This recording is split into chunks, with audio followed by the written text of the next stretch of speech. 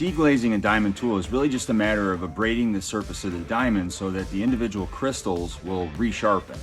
On a hard surface such as this one, which was previously polished, the diamonds start out cutting pretty well, making dust. You can tell that the diamonds are actually doing something, but by the second pass it's pretty clear that they're not cutting nearly as much.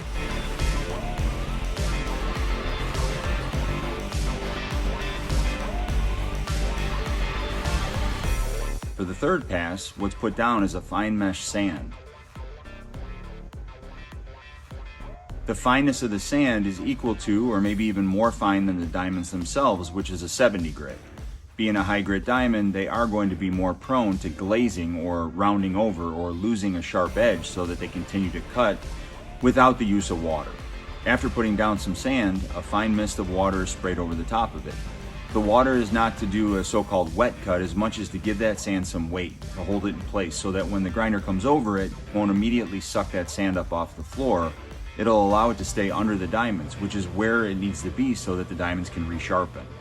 As can be seen in the third pass, it takes one full pass to reopen the diamonds, but the amount of dust that's on the floor in the third pass is actually greater than even the first one when the diamonds were supposedly open.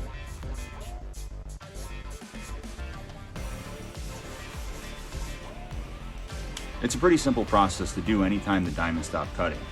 The amount of sand that's needed will vary. A good rule of thumb would be 50 pounds per 1,000 feet, but certainly that can be reduced.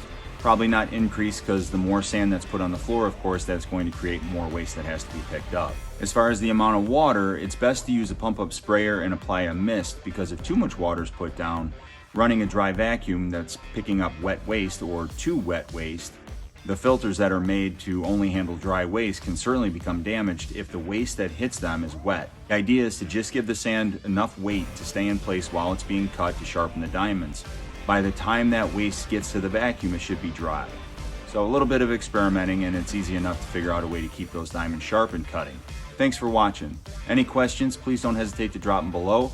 If you liked what you watched, please drop us a like. Thanks very much. Have a good day.